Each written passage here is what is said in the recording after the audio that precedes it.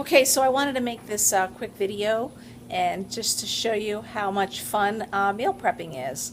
So what I do is I get out my containers and I fill them to the top with the corresponding food.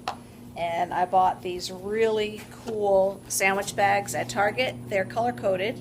And what I do is I just fill them up, fill the baggie up, and then what I did was for the next 4 days, I color coded my fruit and my protein and my greens, and I have them in this little Tupperware. So for the next 4 days, all I have to do is grab and go.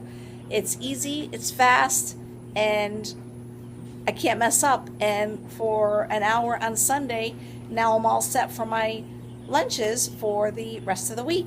And how easy it is to have my Shakeology for breakfast, and it's a no-brainer. So now I just have to prepare some snacks and I'm good to go. So I hope this video is helpful for you, for showing you how easy the 21 Day Fix meal guide can be.